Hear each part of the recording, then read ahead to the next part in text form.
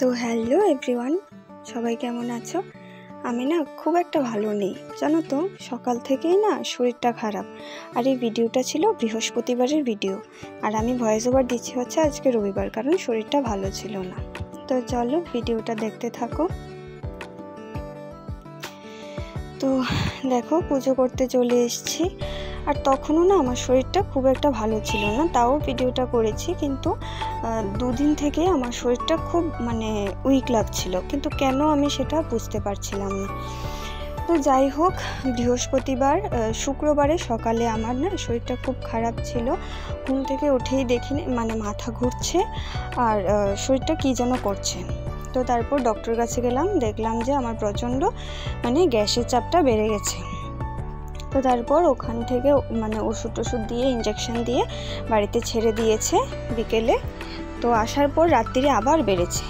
তো তার জন্য দুদিন আর ভিডিওটা এডিট করতে পারিনি, আর তোমাদের সাথে শেয়ারও করতে পারিনি। আর আজকে রবিবার, আজকে একটু শরীরটা ভালো লাগছে, তার জন্য ভিডিওটা শেয়ার করছি।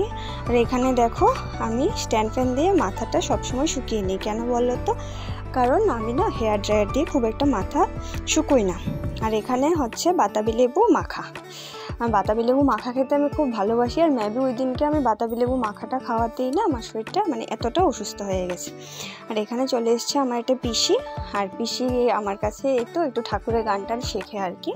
তো বাস পিসিকে গান টান করিয়ে বসে গেছে আমার তবলা নিয়ে। আর এখানে বসেই দেখি না তবলার গাবটা উঠে যাচ্ছে।